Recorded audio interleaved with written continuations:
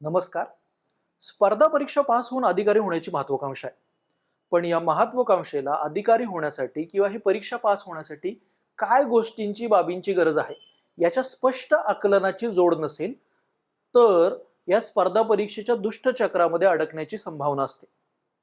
किंवा या स्पर्धा परीक्षेचा अभ्यास करून माझ्या हातात काहीच आलं नाही अशी अवस्था होऊ शकते.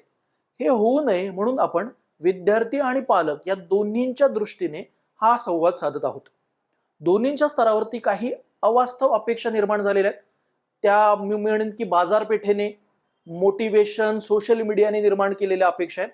त्यातून बाहेर येऊन या परीक्षेला काय गरजेचं आहे अशा स्पष्टतेची जाणीव करून देणं हा या व्हिडिओचा उद्देश आहे. मी म्हणेन की पहिली निकड या परीक्षेची जी गरज आहे ती मी म्हणेन कुठल्याही क्षेत्रात जा तुम्हाला ती लागणारच आहे. खास करून जनरेशन झेडनी ही निकड समजून घेणं गरजेचं आहे. कारण सगळं माझ्या हातात येण्याचा हा काळ आहे. मला सगळं सहज मिळत गेलेलं आहे आणि त्यामुळे ह्या पहिली गोष्टीचा थोडासा इश्यू निर्माण होतोय असं सध्या मुलांच्या लेवलला ज्यावेळेला मी बघतोय त्यावेळेला दिसतंय. सतत मला पटकन काहीतरी गोष्टी पाहिजेत आणि तो स्ट्रगल, तो जो आपण म्हणू कष्ट करण्याची तयारी ही दिसत नाहीये. मग त्यामुळे पहिली गोष्ट गरजेची आहे ती म्हणजे कष्ट घेण्याची तयारी. आता ज्यावेळेला मी कष्ट म्हणतोय, हार्डवर्क म्हणतोय, त्यावेळेला त्या कष्टामध्ये 3 गोष्टी मला अंतर्भूत करायच्या. एक आहे ती म्हणजे कमिटमेंट, वचनबद्धता. दुसरी गोष्ट असेल ते म्हणजे डिसिप्लिन, शिस्त. आणि तिसरी गोष्ट आहे ती म्हणजे कन्सिस्टन्सी, सातत्य. सो शिस्त, वचनबद्धता आणि सातत्य. शिस्त गरजेची आहे बघा. म्हणजे तुम्ही ठरवलेलं आहे की एवढ्या वाजता उठून अभ्यास करायचा, एवढ्या वाजता लायब्ररीत जाऊन बसायचं, हे गरजेचं आहे. शिस्तीशिवाय ही स्पर्धा परीक्षा तुम्हाला आतमध्ये घेणार नाही. आता मुलांचा आवडता प्रश्न असतो किती तास अभ्यास झाला पाहिजे. तर मी म्हणेन की ज्या रिक्वायरमेंट ह्या परीक्षेच्या जितक्या गोष्टी तुम्हाला साध्य करायच्या आहेत, मग युपीएससीचं म्हणायचं झालं तर ऑप्शनलचे 2 पेपर आहेत, 4 जीएसचे पेपर आहेत, एसएची मला तयारी करायची आहे. हे सगळं करण्यासाठी, प्रिलिम मेन्सची तयारी करण्यासाठी एक रिक्वायर्ड नंबर ऑफ आवर्स सुद्धा मॅटर करतात, तास सुद्धा मॅटर करतात. त्यामुळे जर तुम्ही त्या ट्रॅकमध्ये फसलेले असाल की एवढा वेळ करून होतं, तर कॉम्पिटिशनचा विचार करा. शिस्तीची गरज आहे. म्हणजे बऱ्याच मुलांमध्ये खूप पोटेन्शियल असतं. त्यांना मी पोटेन्शियल जीडीपी म्हणतो की त्यांना अचीव करण्यासाठी किंवा त्यांच्याकडे असलेली प्रचंड क्षमता, ती क्षमता ऍक्च्युली ट्रान्सलेट होत नाही रिझल्टमध्ये. कारण ह्या शिस्तीचा किंवा डिसिप्लिनचा आणि प्रचंड कष्टाचा अभाव असतो. सो याच्याशिवाय पर्याय नाहीये. म्हणजे ते उदाहरण मी सतत देत असतो बघा. 5व्या पंचवार्षिक योजनेमध्ये भारताने पहिल्यांदा दारिद्र्य निर्मूलनासाठी विशेष कार्यक्रम योजले आणि त्या 5व्या पंचवार्षिक योजनेच्या दस्तऐवजामध्ये, डॉक्युमेंटमध्ये पहिल्यांदाच असं लिहिण्यात आलं होतं की जादूची कांडी आहे एक दारिद्र्य दूर करण्याची. There is a magic wand to eliminate किंवा ओव्हरकम पॉवर्टी. मी म्हणतो की ती जादूची कांडी आहे ना, ती आपल्या प्रिपरेशन मध्ये सुद्धा गरजेची आहे. जर तुम्हाला अधिकारी व्हायचं आहे, जर तुम्हाला तुमचे कमी मार्क्स दूर करून जास्त मार्क्स मिळवायचे, काय बरं ती जादूची कांडी? त्यात असं म्हटले होते, दारिद्र्य दूर करण्यासाठी आपल्याला एक गोष्ट करावी लागेल, उद्दिष्टांवरती लक्ष आणि अविरत कष्ट, सातत्य. अविरत कष्टाशिवाय पर्याय नाहीये, हे लक्षात घ्या. रुसोचं एक वाक्य आहे जे तुम्ही कोरूनच ठेवलं पाहिजे तुमच्या लेवलला. जर तुम्ही स्पर्धा परीक्षेचा एक मंत्र म्हणूनच तो घ्या. रुसो असं म्हणतो, obedience to laws which we prescribe to ourselves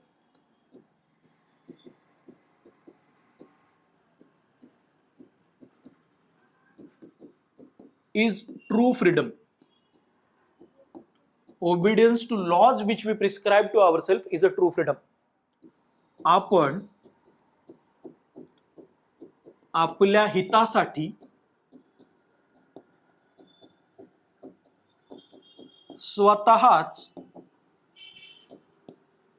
स्वतःवर लादून घेतलेल्या बंधनात राहण्यात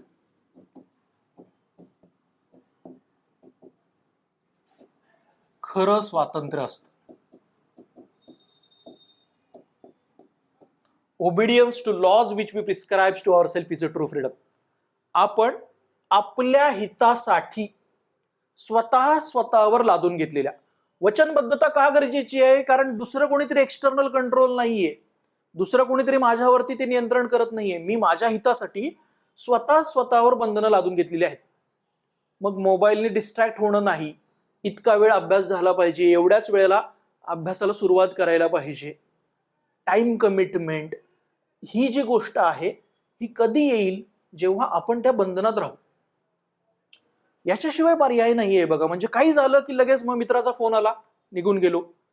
घरी काहीतरी दुसरा एक छोटासा फंक्शन आहे, लगेच निघून गेलो. सातत्य, शिस्त याच्याशिवाय या स्पर्धा परीक्षेत पर्याय नाही. मी मुद्दाम सांगतोय की जनरेशन झेडने हे समजून घेतलं पाहिजे. सो उद्दिष्टांवरती लक्ष, अविरत कष्ट, आणि हे रुसोचं वाक्य निश्चितपणे लक्षात ठेवा.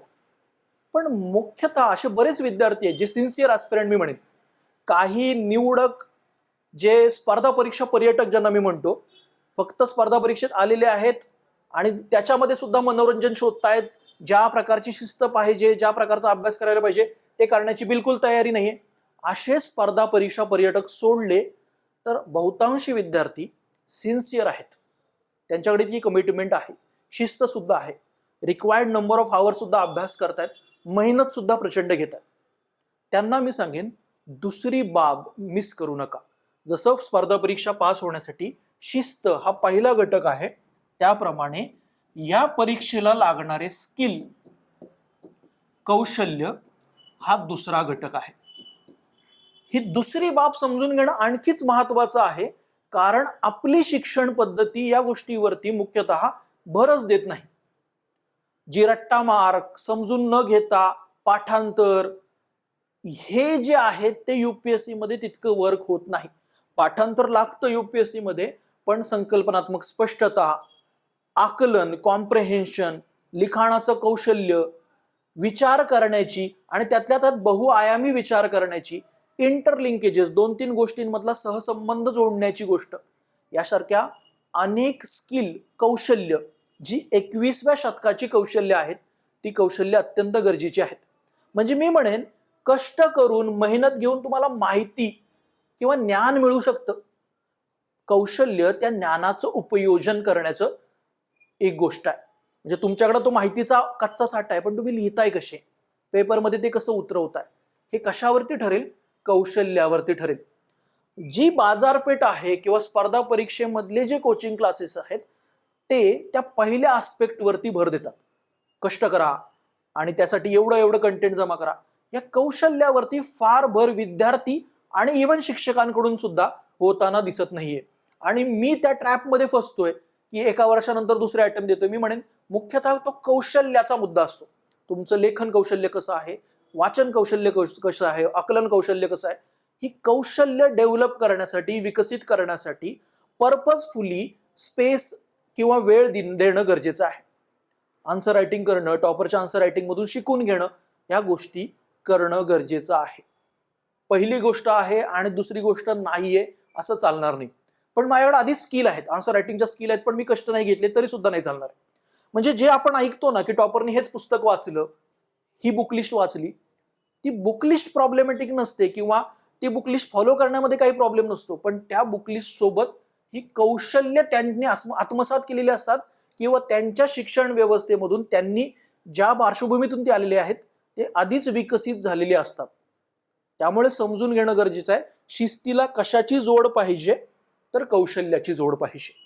तिसरी गोष्ट पास होण्यासाठी महत्वाची आहे, ती मी म्हणेन शिस्त आहे, कौशल्य आहे. तिसरी गोष्ट सायकोलॉजिकल ॲटिट्यूड, मानसशास्त्रीय अभिवृत्ती किंवा दृष्टिकोन. Psychological attitude. मी म्हणेन जे यशस्वी होतात स्पर्धा परीक्षेमध्ये किंवा आणि पुन्हा एकदा मोठ्या उत्तुंग अशा यशावरती गेलेले कुठल्याही क्षेत्रातील व्यक्ती घ्या, त्यांच्या आयुष्यात तो च असतो, करायचंच आहे, बघूया नाही, करणारच आहे, करून दाखवणार आहे. हाच आयुष्यामध्ये आला, तो पर्सनॅलिटीमध्ये आला तर काहीतरी साधण्याची, मी म्हणेन त्यानंतरच ती इंटेन्सिटी, रिगरस प्रिपरेशन कशामधून होतं, जेव्हा तो सायकोलॉजिकली तो व्यक्ती मानसशास्त्रीय दृष्ट्या कणकर आहे तरच ते दिसणार आहे. म्हणजे बऱ्याचदा एक उदाहरण तुम्हाला मी सांगतो की नकारात्मक रिमार्क तुमच्या आन्सर कॉपीवरती आले, फार मार्क्स नाही आले, खूप क्रिटिकल फीडबॅक आला, त्याच्यानंतर अपेक्षा काय असते सिन्सिअर ॲस्पिरंट कडून किंवा जे पास होतील अशा ॲस्पिरंट कडून की ते त्याच्यावरती काम करून पुन्हा आमच्याकडे येतील. बऱ्याचदा मुलं काय करतात की त्या गोष्टींनी एवढे उदास होऊन जातात की त्याच्यातून बाहेर पडतात किंवा सिंपल वे शोधतात, जे शिक्षक चांगले मार्क देत आहेत त्यांच्या मागे पण. तर अशा प्रकारचा सायकोलॉजिकल ॲटिट्यूड या परीक्षेमध्ये कामाचा नाही. मानसिक कणखरता पाहिजे, काय सुधारणा करता येतील त्या करू असा तो थोडा दृष्टिकोन असायला पाहिजे. म्हणजे बऱ्याचदा मुलं म्हणतात त्या एक्झाम हॉलमध्ये टेम्परामेंटचा इश्यू झाला, मी घाबरली, हे होऊ नये. त्यामुळे सुद्धा तो अभ्यासामधून आलेला कॉन्फिडन्स, पर्सनॅलिटी मधली ती जी टेंडन्सी आहे किंवा ॲग्रेशन आहे ते दिसायला पाहिजे. आणि मी म्हणेन की यासाठी जाणीवपूर्वक विद्यार्थ्यांनी प्रयत्न करणं गरजेचं आहे. तुमचा अभ्यास तुमच्या देहबोलीतून व्यक्त झाला पाहिजे, तो कॉन्फिडन्स झळकला पाहिजे, तुमच्या अभ्यासाची इतरांनी भीती बाळगली पाहिजे, अशा प्रकारचा तो अभ्यास असायला पाहिजे. मोठमोठे स्पोर्ट्स पर्सन असतील किंवा राजकारणींचं बघा ना, आता महाराष्ट्रामध्ये इलेक्शन सुरू आहेत, एवढे वयोवृद्ध असलेले जे राजकारणी आहेत तरी सुद्धा इतक्या वेगाने, इतक्या क्षमतेने कसे काय काम करू शकतात. स्पोर्ट्स पर्सन आहे, तो ऋषभ पंत एवढ्या मोठ्या अपघातातून सावरतो आणि इतका चांगला खेळत आहे. युवराज सिंगला कॅन्सर झाला होता आणि त्याच्यानंतर येऊन त्यांनी चांगला खेळ दाखवला. हे का करू शकतात? कारण ती दुर्दम्य इच्छाशक्ती, तो सायकोलॉजिकल ॲटिट्यूड, तो आपल्या पर्सनॅलिटीमध्ये आणण्याचा जाणीवपूर्वक प्रयत्न करा. आता बऱ्याचदा असं असेल की माझ्याकडे ती पहिला गोष्ट आहे, शिस्त आहे पण कौशल्य नाहीत, माझ्याकडे कौशल्य आहेत पण शिस्त नाहीये, सायकोलॉजिकल ॲटिट्यूड नाहीये. जे नाहीये ते रेकग्नाइज करा. आधी तर प्रामाणिक रेकग्निशन द्या आणि नंतर मग ती गोष्ट जाणीवपूर्वक आणण्यासाठी प्रयत्न करा. कोणत्या कौशल्यात आपण कमी करतोय याचा एक क्लिअर असेसमेंट घ्या. प्रामाणिक असेसमेंट झालं नाही तर या परीक्षेच्या कुठल्या तरी टप्प्यावरती तुम्ही अडकणार आहात, हे समजून घ्या. तुमच्या काही शंका असतील या समजून घेण्याच्या प्रक्रियेमध्ये तर ते निश्चितपणे कमेंट बॉक्समध्ये कळवा. पुन्हा एकदा, शिस्त, कौशल्य आणि मानसशास्त्रीय अभिवृत्ती या तिन्हीची जोड द्या. तुम्हाला स्पर्धा परीक्षा काय इतर कुठल्याही क्षेत्रामध्ये यश मिळणं शक्य होईल. धन्यवाद.